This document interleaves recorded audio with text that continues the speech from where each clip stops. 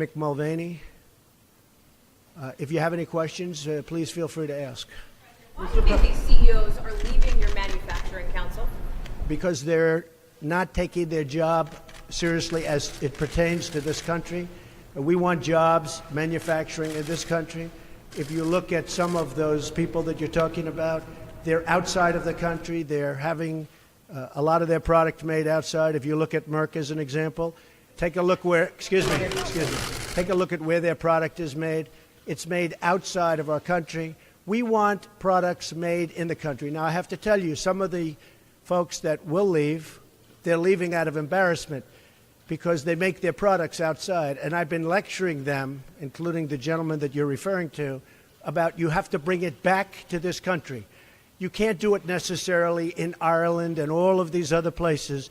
You have to bring this work back to this country. That's what I want. I want manufacturing to be back into the United States so that American workers can benefit. Let me ask you, Mr. President, why did you wait so long to last neo-Nazi? I didn't wait long. I didn't wait long. I didn't wait long. I wanted to make sure, unlike most politicians, that what I said was correct, not make a quick statement. The statement I made on Saturday, the first statement, was a fine statement. But you don't make statements that direct unless you know the fact. It takes a little while to get the facts. You still don't know the facts. And it's a very, very important process to me. And it's a very important statement. So I don't want to go quickly and just make a statement for the sake of making a political statement. I want to know the facts. If you go back to my, in fact, I brought it. Who did you bring, Mr. President? As I said on, remember this, Saturday, we condemn in the strongest possible terms this egregious display of hatred, bigotry, and violence. It has no place in America. And then I went on from there. Now, here's the thing. As to, excuse me, take it nice and easy. Here's the thing. When I make a statement, I like to be correct. I want the facts. This event just happened. In fact, a lot of the event didn't even happen yet as we were speaking. This event just happened. Before I make a statement, I need the facts. So I don't want to rush into a statement. So making the statement when I made it was excellent. In fact, the young woman, who I hear is a fantastic young woman, and it was on NBC, her mother wrote me and said through, I guess, Twitter, social media, the nicest things, and I very much appreciated that. I hear she was a fine, really actually an incredible young woman, but her mother on Twitter thanked me for what I said. And honestly, if the press were not fake, and if it was honest, the press would have said what I said was very nice. But unlike you and unlike the media, before I make a statement, I like to know the facts. They don't. Listen, how about a couple of infrastructure questions? Was that terrorism? Say it. What? CEO of Walmart said you missed a critical opportunity to help bring the country together. Did you? Not at all. I think the country, look, you take a look. I've created over 1 million jobs since I'm president. The country is booming. The stock market is setting records. We have the highest employment numbers we've ever had in the history of our country. We're doing record business. We have the highest levels of enthusiasm.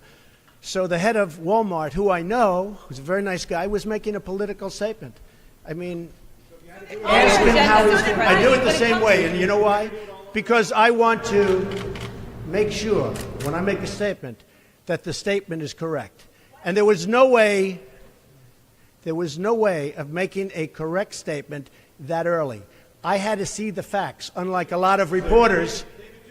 Nazis were there. I didn't know David Duke was there. I wanted to see the facts. And the facts, as they started coming out, were very well stated. In fact, everybody said his statement was beautiful. If he would have made it sooner, that would have been good. I couldn't have made it sooner because I didn't know all of the facts. Frankly, people still don't know all of the facts. It was very important, excuse me. It was very important to me to get the facts out and correctly. Because if I would have made a fast statement, and the first statement was made without knowing much other than what we were seeing. The second statement was made after, with knowledge, with great knowledge. There's still things, there's still things that people don't know. I want to make a statement with knowledge. I wanted to know the facts. Okay. Was this two questions. Was this terrorism? And can you tell us how you're feeling about your chief strategist? Well, I Steve think Bannon? the driver of the car is a disgrace to himself, his family, and this country. And that is, you can call it terrorism. You can call it murder. You can call it whatever you want. I would just call it as the fastest one to come up with a good verdict. That's what I'd call it. Because there is a question. Is it murder? Is it terrorism? And then you get into legal semantics. The driver of the car is a murderer. And what he did was a horrible, horrible, inexcusable thing. Can you tell us how you're feeling about your chief strategist, Mr. Bannon? Can you talk about that? I would echo Maggie's question. Steve Bannon is. I never spoke to Mr. Bannon about it. Can you tell us broadly what your? Do you still have confidence Well, in we'll Steve? see. And look. I like Mr. Bannon. He's a friend of mine. But Mr. Bannon came on very late. You know that. I went through 17 senators, governors, and I won all the primaries. Mr. Bannon came on very much later than that. And I like him. He's a good man. He is not a racist, I can tell you that. He's a good person. He actually gets a very unfair press in that regard. But we'll see what happens with Mr. Bannon. But he's a good person, and I think the press treats him, frankly, very unfairly. Do you have confidence that Senator McCain has called on you to defend your National Security Advisor, H.R. McMaster, against I've these already done attacks? it. I did it the last time. And he called on it again, linking this Senator to McCain? the alt-right. And Senator saying McCain, you mean the one who yes. voted against Obamacare? And he said Who that is Senator? You mean Senator McCain who voted against us getting good health care? McCain said that the alt-right is behind these attacks, and he linked that same group to those who perpetrated the attack in Charlottesville. Well, I don't know. I can't tell you. I'm sure Senator McCain must know what he's talking about. But when you say the alt-right, define alt-right to me. You define it. Go ahead. Well, I'm saying, as No, define it for me. Come on, let's go. Define Senator it for me. McCain defined them as the same group. Okay, what about the alt-left that came charging at him? Excuse me. What about the alt-left that came charging at the, as you say, the alt-right? Do they have any semblance of guilt? This is Senator McCain's statement. Let me ask you this. What about the fact they came charging with clubs in their hands, swinging clubs?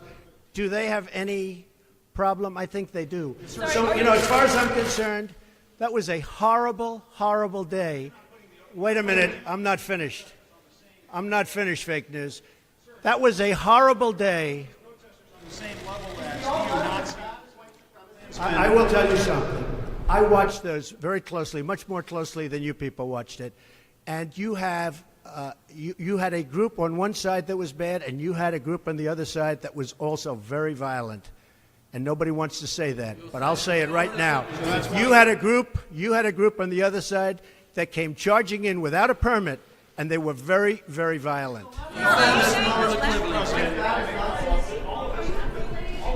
Go ahead. Do you think that what you call the alt-left is the same as neo-Nazis? Those people, all of those people, excuse me, I've condemned neo-Nazis.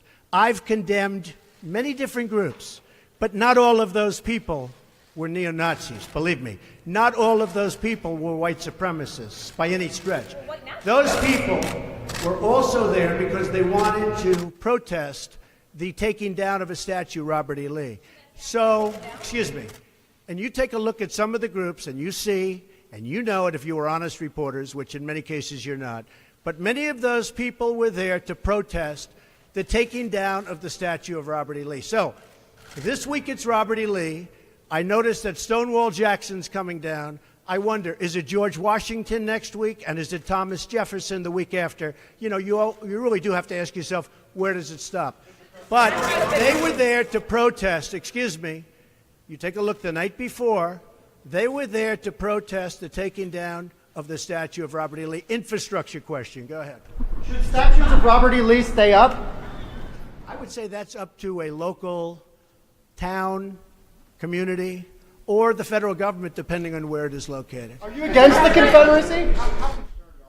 Race relations relations in America? And do you think things have gotten worse or better since you took office? I think they've gotten better or the same. Look, they've been frayed for a long time, and you can ask President Obama about that because he'd make speeches about it. But I believe that the fact that I've brought in, it will be soon, millions of jobs. You see where companies are moving back into our country. I think that's going to have a tremendous positive impact on race relations. We have companies coming back into our country. We have 2 car companies that just announced. We have Foxconn in Wisconsin just announced. We have many companies, I say, pouring back into the country. I think that's going to have a huge positive impact on race relations. You know why? It's jobs. What people want now, they want jobs. They want great jobs with good pay. And when they have that, you watch how race relations will be. And I'll tell you, we're spending a lot of money on the inner cities. We're fixing the inner cities. We're doing far more than anybody's done with respect to the inner cities. It's a priority for me, and it's very important. Mr. President, are you putting what you're calling the alt-left and white supremacists on the same moral plane?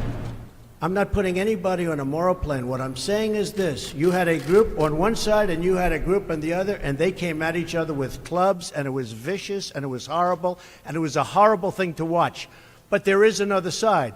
There was a group on this side, you can call them the left, you've just called them the left, that came violently attacking the other group. So you can say what you want, but that's the way it is. On both sides, sir? You said there was hatred, there was violence on both sides. Well, I do think there's blame. Yes, I think there's blame on both sides. You look at both sides. I think there's blame on both sides, and I have no doubt about it, and you don't have any doubt about it either. And if you reported it accurately, you would say. Kill the person. Heather hired Charlottesville. They showed up in Charlottesville to protest. Excuse me. They didn't put themselves down as the owner. And you had some very bad people in that group. But you also had people that were very fine people on both sides.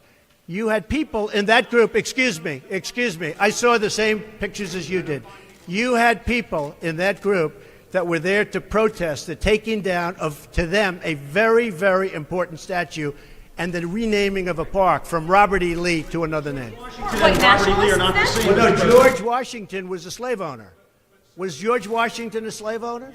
So will George Washington now lose his status? Are we going to take down, are we going to take down statues to George Washington? How about Thomas Jefferson? What do you think of Thomas Jefferson? You like him? Okay, good. Are we going to take down the statue? Because he was a major slave owner. Now we're going to take down his statue. So you know what? It's fine. You're changing history, you're changing culture, and you had people, and I'm not talking about the neo-Nazis and the white nationalists, because they should be condemned totally. But you had many people in that group other than neo-Nazis and white nationalists, okay? And the press has treated them absolutely unfairly. Now, in the other group also, you had some fine people, but you also had troublemakers, and you see them come with the black outfits and with the helmets and with the baseball bats. You had a lot of bad people in the other group too. Treated unfairly, sir. I'm sorry, I just didn't understand what you were saying. You were saying the press has treated white nationalists unfairly? No, I just didn't understand what you were saying. No. There were people in that rally, and I looked the night before. If you look, there were people protesting very quietly the taking down of the statue of Robert E. Lee. I'm sure in that group there were some bad ones. The following day it looked like they had some rough, bad people, neo-Nazis, white nationalists, whatever you want to call them. But you had a lot of people in that group that were there to innocently protest and very legally protest because, you know, I don't know if you know, they had a permit. The other group didn't have a permit. So I only tell you this. There are two sides to a story. I thought what took place was a horrible moment for our country, a horrible moment. But there are two sides to the country. Does anybody have a final? Does anybody have? You have an infrastructure. What makes you think you can get an infrastructure bill? You didn't get health care. Well, you know, I'll tell you. We came very close with health care. Unfortunately, John McCain decided to vote against it at the last minute. You'll have to ask John McCain why he did that. But we came very close to health care. We will end up getting health care. But we'll get the infrastructure, and actually, infrastructure is something that I think we'll have bipartisan support on. I actually think Democrats will go along with the infrastructure. President, have you spoken to the family? Have you spoken to the family of the victim of the car attack? No, I'll be reaching out. When will you be reaching out? I thought that the statement put out, the mother's statement, I thought was a beautiful statement. I always tell you, it was something that I really appreciated. I thought it was terrific, and really under the kind of stress that she's under and the heartache that she's under, I thought putting out that statement to me was really something I won't forget. Thank you all very much. Thank you. Thank you.